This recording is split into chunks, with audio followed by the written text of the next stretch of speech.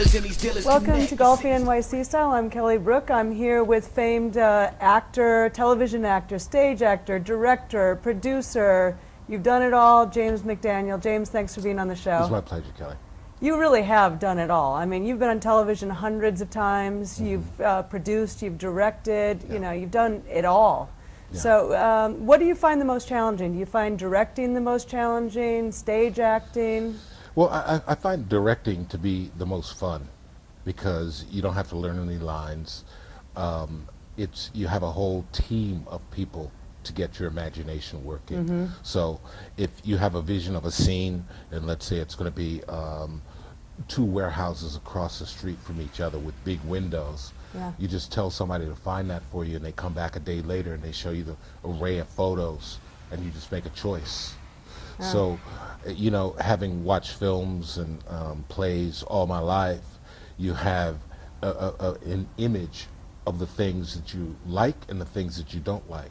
So when you're a director, you get an opportunity to get rid of all the things that you don't like and put in all the things that you like. So it's kind of an easy job. It's very demanding because you really don't sleep much, and your imagination's just really going, and you're wearing a lot of different hats. But I find it probably one of the most fulfilling parts of the business. Well, I was going to ask you, when you're directing, like, I don't know that I'd be a great director. I mean, I can direct this little show. It's very simple. We do this segment, we do a teaching segment, we have the 19th hole. But, you know, for a whole feature-length movie, how many months of preparation and planning in your mind does that take to pull that off? Well, generally speaking, if you're going to shoot a film, and let's say you're going to be shooting for 6 weeks, you generally try to give yourself a week of prep for every week of shooting. So, you know, if you got a 6-week film, then you're going to be, you know, prepping for 6 weeks. And that's just a lot of fun because, I mean, that's location scouts. That's going around saying, you know, I want to see this, I want to see that, and you get in the van with all your design crew. You know, you've got your assistant director with you, of course. You've got your decorators. You've got your wardrobe people. You've got everybody, and you have your own little army, and that's a lot of fun because as an actor, it's really a singular occupation. It's you taking care of yourself. You feel somewhat isolated, I imagine, right? Yeah, it's very isolated, and you really don't know what you got until you actually get on the stage, you get in front of the camera. Then you know what you got. Then you're actually working with the person that's playing your wife that sometimes you've never met before, like that. But when you're running the whole show, you've got you've got an army, and that's really a lot of fun because actors don't normally have a whole army working with them. Wow. Well, but, I mean, I think acting would be terribly hard to do. I mean, I'm not good at memorization. It has to be very spontaneous for me. I could maybe do Larry David's show, Curb Your Enthusiasm, because it's all very spontaneous. But, you know, you've done hundreds and hundreds of television shows. How do you recall your lines, or how much preparation does that take? Or are there any little tricks that you've learned over the years to remember your lines? Well, the biggest thing that you learn is that your mind is really a muscle. It's a muscle just like a golf muscle. It's a muscle like anything. For example, when you're working on a TV show and you take your winter break, you know, which is a few weeks over the Christmas vacation, when everybody comes back, they're rusty. It takes you a while to get back into it. Isn't that interesting? But the more you do it, the more you pick up a script, and you can basically just read it off the page, and you get stronger and stronger and stronger. And then if you have a break for just a week, you have to build that muscle back up again. So by the end of the season, you finally have it, and then you're done. strong. Yeah, you're really strong. You know, and the more you do, the bigger your role is, the easier it becomes to memorize. Yeah. Well, I imagine in TV you're always cutting, and you're coming back to it, you can get the script out. But in stage acting, I mean, you were in 6 Degrees Separation. Yeah. How on stage, if you're on stage, how do you remember your lines? Or can you tell us any funny stories when you didn't remember your lines? Well, I mean, it happens actually all the time. The audience doesn't know it. But I mean, your mind can wander. You know, I mean, when you've been doing a play for 9 months, sometimes you're thinking about what you're going to have, you know, to eat after the show. You know, your mind can wander. But generally what happens is the moment your mind wanders, fear sets in. Because your castmates know that you've lost your way.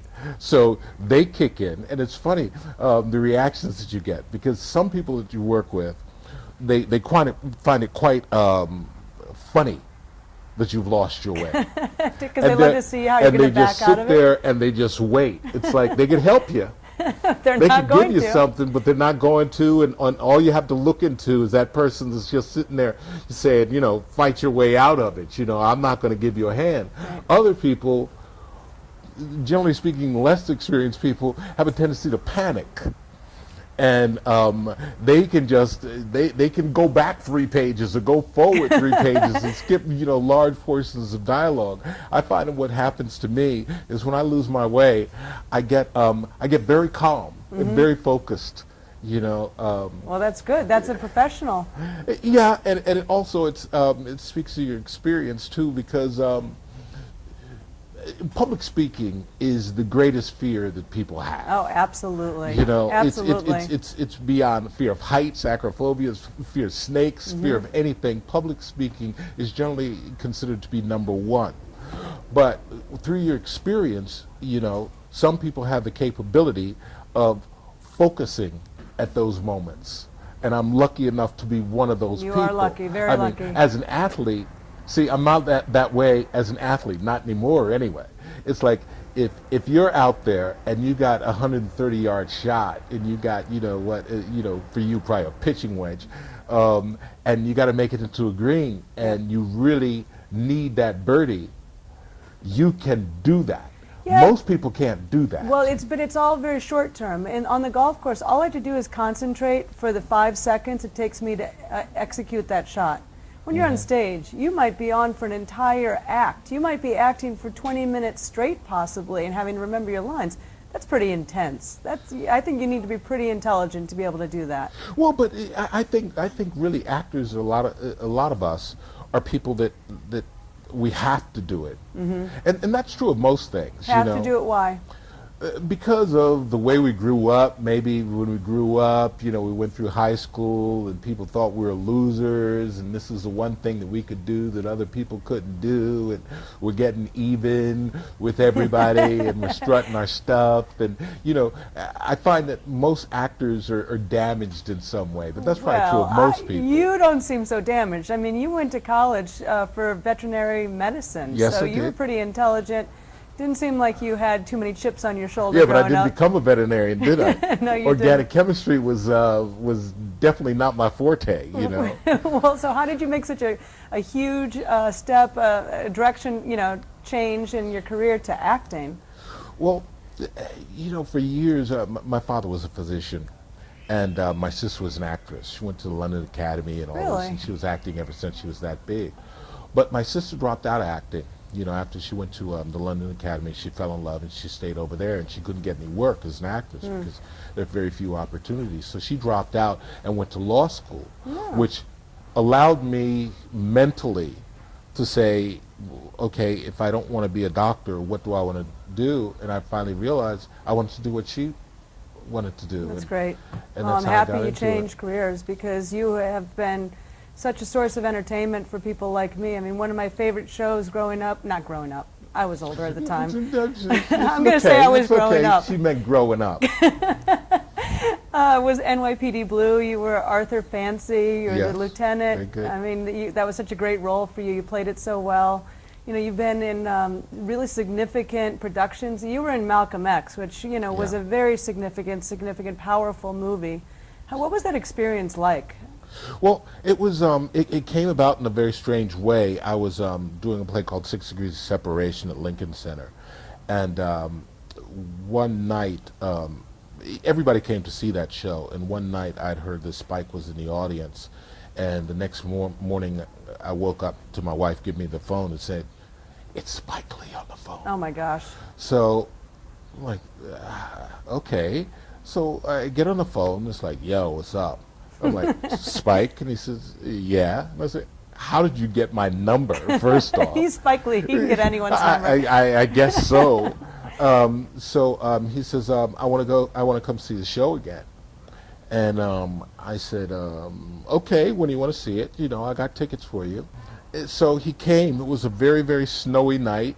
And actually, very few people were in the house because very few people could actually make it even into the city to see the show. And we rode uptown. He said he had a role for me in Malcolm X, and that's how that came about. And it was significant to me because We rehearsed for about 6 weeks. We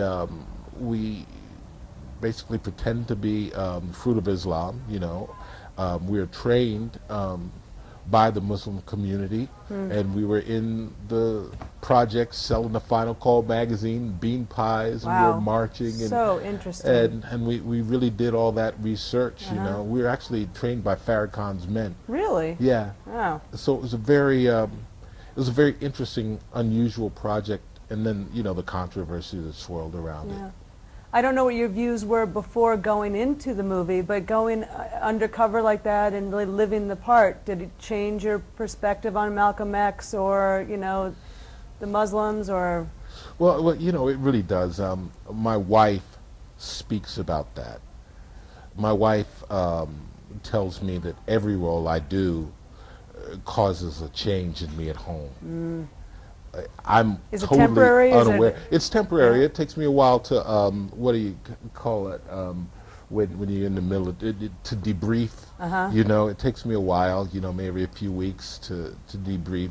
But she said that one was particularly difficult. Wow, I can imagine. Yeah. I don't know really what the byproduct of that was, but she thought that I was kind of difficult to get along with during Really? that production. Yes. Well, I'm happy you're back to normal. Yes, I'm back. Now, you were born in the 50s. I mean, Yes, have you 58. seen a big difference in race relations in this country? Sometimes I think to myself, the more things change, the more they stay the same. Not really. I find that in some way things have gotten better, and some things have slid backwards. Really? Like Yeah. what kinds of things? Well, you were in Detroit for a period of time shooting Detroit 187, correct? Yeah. So, I mean, that's a hub of racial tension sometimes. I mean, Yeah, very, very difficult city. I love Detroit because I'm from Harlem. I live in Harlem. I've lived there since '85. So there was a great similarity I felt, great simpatico I felt with that city. I felt like it was Harlem back in the 1980s. That's what I kind of felt Detroit was. So I understood that town. But it's one of the most segregated places, that part of Michigan, in the country. I mean, and it's very, very depressed. It's got a myriad of problems, and they're all problems that could, I feel, be fairly easily solved if the races could actually just link hands and just try to go through this together and figure it out. But for whatever reasons, they've chosen to stay separate and not. so not things figure really those haven't out. changed in the last 50 years then. Let me say they've changed, but we've gotten some and we've lost some, and I think it's one of the biggest problems this country has is race relations. Not just us, but Mexicans and we've got so many issues that we're unwilling to deal with, and that's why I try to speak about it quite frankly, because it seems like whenever the subject of race comes up, voices get very low and tensions grow very high. I think what we need to do is we need to really get all our dirty laundry out on the table and really discuss this thing, because that's the only way things are actually going to change. Right. I was watching something on, maybe it was 60 Minutes the other day, and they were talking about Tom Sawyer and the use of the N-word.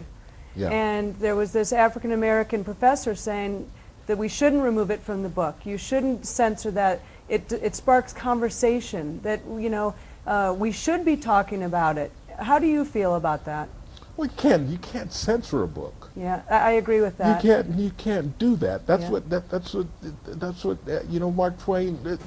That's what he wrote. Yep. And you can't alter that. No. You can choose not to read it. You can choose to boycott it. You can do whatever you want, but Right. you cannot start going down that slippery slope. Yep. Yep. I mean, if anything, it's provoked discussions in classrooms about the appropriateness, about race relations, about the tensions, about the whole entire subject, which is very important. As you just said, we need to discuss it. And I find that word doesn't have much value in today's culture anyway. I mean, it's been so overused, and Yeah. it's been so used that it really has no real meaning. Because, you know, the kids that are using it today in music, their relationship to that word is not my relationship, absolutely and it's not my grandfather's relationship, certainly. Right. It's just a completely different word. So let's move on. Let's talk about things that really matter. Let's talk about education. Let's talk about jobs. Let's talk about things that really matter. Absolutely, I agree with you. Well, let's talk about what really matters. Yes, golf. Golf. Golf. I understand you're having a problem with your full swing, so do you think we should go out and take a look and see if we can fix it? I don't, it's a tall order, Kelly. It's a tall order. I mean, to tell you the truth, I take no responsibility for it, because if you can't show me how to do it, it's really not my fault. I mean, I'm an athlete. Right. I am an athlete, right? So if I can't do it, it's really because it's my fault. It's you can't show me how to do it, okay. So it has nothing to do with me. I do agree with you on that, because in my opinion, there are no bad students, there are only bad teachers. Yes, so exactly. My I point will agree exactly. With that. Yes. But on the other hand, you what? don't have to be a good athlete to play golf. I've seen plenty of people that can't walk and chew gum at the same time, and they learn how to play golf. It's very much about technique. It's about being in the right positions at different key points in the swing. So you're just lucky because you are athletic, so I think you're going to pick up on it very, very quickly. Okay. But I can't promise you anything. But I promise you... You can't promise me anything? I promise you this. Again, what am I doing here if you can't promise me anything? I promise you that I was going to be here today at 11 o'clock, and we were going to do this interview. And I showed up, and I'm here. All right. And you I promise you that I will try as many different ways as a good teacher as I can to get through to you and to explain this. How about that? Let's be a little bit more specific about what the promises are here. Okay? Because I mean, there has to be a way for you to be accountable for this little meeting that we're having here. Well, we have to know what we're trying to achieve here. How far am I going to consistently knock the ball? With your 7-iron, I think yes. I'm going to get you 100. I think I'm going to get you 140 yards out of your 7-iron. 140 yards out of my 7-iron. It's going to be straight with a little draw. Is that what your goal is? We have to talk about your goals. It's going to be straight with a little baby draw, and it's going to curl right into the green, and then it's going to pretty much go into the hole. It's going to be right around the hole. You know, no more than 10 feet around the hole. All right. Okay, that's what I'm ordering. I'm going to try my hardest. I promise you that. Okay. What can I expect to get out of my my 2 rescue club? I would say probably you're going to get 190 yards or so. Not good enough, Kelly. Okay, 200. Is that good? 210. The occasional 216. Okay, 216. Okay. All right. Well, let me see what I can do. You got a deal. All right, let's get out there. Great.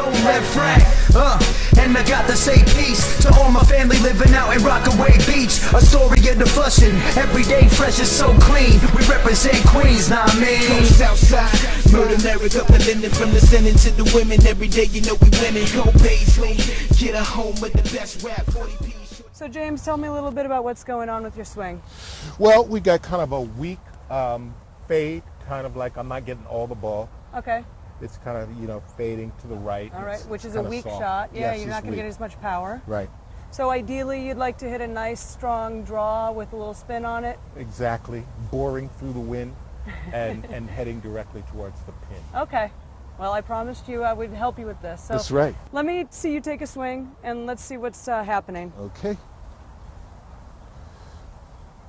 Now, if this is perfect, will you just leave me alone? I will. Well, that's a good instructor in his or herself, that they won't change things that aren't broken. Okay. There it is. Okay. I don't think this is going to be a hard fix for you. I think what we need to do is we need to teach you how to get that club back and over your shoulder appropriately. Okay. You know, our subconscious is very, very powerful. We know that we want that club head back behind our shoulder. You just don't know exactly how to get it there. You know, I tell people that I could fix 99.9% of the swing flaws in the grip, the posture, or the takeaway. Your grip and your posture are fine, so that leaves us to the takeaway. If I can get you to the top of your swing correctly, you're an athlete, the downswing is going to be just natural. Okay. Okay, so let me explain to you what's happening. Basically, I know that we talked in the past about the fact that you were confused about what happens with your wrists. Yes. And do you use your wrist? Do you don't use your wrist? When do you release? We're not Because gonna... it's like two schools of thought. Some people have said to me that the wrist doesn't move at all. It doesn't. Yeah. It just stays right there. And other people say the wrist actually unhinges through the ball. So Well, you think about any sport you've ever played. Think about hitting a baseball. Of course, if you're going to hit a home run, you've got to release that release at the right time when you Okay. swing that bat around. Same thing with golf. So both of those people that you spoke to are correct. You don't want to be releasing too soon. That's called casting, and that's kind of what you're doing. You're throwing that club outside. If this yellow line is the target line, what you're doing is you're coming up to the top, Yeah. you're collapsing, which I'm going to explain to you. You're casting the club, meaning you're swinging outside and in, and then you're trying to release, but it's not working out so well because you're Okay. pre-releasing or casting. Okay. So the person that said don't use your wrist is kind of right, because when you come down, what you want to do is you want to delay your release, and at impact you're trying to almost trap the ball, but then you do fire your right hand over your left, Okay. otherwise you're not going to get any power. That's okay, 70% I know of the some power. people said that that's handsy. It's not handsy as long as you do it after the ball. Okay. You're doing it before the Before the ball. ball, okay. Right, exactly. So here's what's happening to you. Again, I mentioned that we want that club head behind your body or over your shoulder. Right. You just don't know exactly how to do it because in your mind you thought you needed to take your wrist out of your swing. So what you're doing is you're starting your swing by actually bending this right elbow. Now you could have learned that from, in the old days they used to teach you to try to keep that elbow tucked in. Yes. Nowadays we teach a little differently. What we say is there's a big clock here and I form a Y at 6 o'clock. At 7 o'clock and 8 o'clock I still have that Y. So you see naturally my elbow's away from my body already. Yes. Now, instead of bending your elbow to bring the club up, what I'd like to see you do is I'd like to see you hinging your wrist to bring it Aha. up. So here's an easy way to figure out how to hinge your wrist. What I want you to do is hold your right hand out in front of you Yep. and then just flip your wrist up. Bam. That's a hinge of the wrist. Even I can do that. Now, do that and add a tray position. So what I mean is like you're a waiter and you're holding a tray. That's where I want you to be. You're not back there. You're actually letting that tray fall over your shoulder. Aha. What you're really doing is you're, instead of taking that club back to 8 and then hinging your wrist and going into the tray, you're actually bending your right elbow, you're rolling your wrist, and you're getting that club stuck way behind you with this collapsed elbow Aha. position. Then the only way out of that is to throw that club outside, across the ball, and that puts a spin on it that makes it go left to right. We want the opposite. We want you to focus on the inside corner of that ball. I want you to come up to the top of your swing. I want your elbow to drop in closely. We're holding this angle with your right wrist, and then you strike the Fire ball through. and then fire that right hand over. So you're actually hitting the inside corner of the ball, which will send the ball slightly to the right of the target, but when you roll your right hand over, it spins the ball back to the target. Sounds complicated. Well, if we just get you to hinge your wrist instead of bend your elbow, I think it's not going to be so complicated. Because remember, if I can get you to the top of your swing correctly, the downswing should be very natural for you. See how much easier that is? If you're here, James, don't you feel like naturally you're going to come this way? Yeah, like kind of like tennis. Exactly, like a forehand in tennis. That's exactly what the stroke is. Okay. Very similar. You know what? I have a great teaching aid here for you. What this does is I'm going to put it on your arm. And what it does is it doesn't allow you to bend your right elbow more than 90 degrees. Okay. All right, It's so- medieval. It's medieval. It's a little gimmicky, but I have to tell you, out of all the teaching aids, this is one of the best ones. Okay. So let me throw this onto your arm very quickly. And what's this thing called? It's a right angle. Very Right simple. It's called the right angle. Yeah, I can't remember who puts it out. Maybe David Ledbetter. I'm not really sure who puts it out. Well, whoever puts it out, we want to get paid. Exactly. Okay, set up to this ball here with that right angle on. Now here's what we're going to think about. See how, yep, exactly. Instead of starting your swing by bending this elbow, I want you to think of that Y with your arms and your club, and I want you to make sure you get yourself out to 8 o'clock. Remember, before this elbow was tucked in, your elbow was already bending. Right. Now we go into that wrist hinge where we cock the wrist, and look at that. Now you're not in a collapsed position. Now, don't you feel like you can bring that club inside out now? Yeah. Okay, so you're going to get yourself out to 8 o'clock. Then you're going to hinge your wrist. Excellent. Excellent. I love that trajectory better. It started off right at the target, spun back left. Yeah. And it was all because you hinged your wrist. This is the biggest mystery in golf, how to hinge versus rolling. And I think part of it is because in the old days they used to say, get the toe of the club up. Yes. It's happening automatically. If I'm a door and I just turn my body, that club's naturally going to be up in the air or at a 90-degree angle to the ground. I see. At my hip. But what people try to do is they try to manufacture that. Ah, and they yes, roll their yes. hands instead of Yes. hinge their hands, and that's exactly what was happening to you. It's funny. I feel sometimes the terms that people use are very, you have to be careful because the interpretation by the person that's actually doing it can, I'm trying to be a good Boy Scout. Get that toe up. Right. Yeah, but Get you were that toe up. manufacturing it. It doesn't Yeah. have to happen. If you do this drill at home where you stick the club in your stomach and you simply turn and then hinge your wrist, your toe is up at your waist. Exactly. Then you hinge versus roll. Okay. All right, one more shot. Let's see how this goes. Make sure that ball's in the middle of your feet.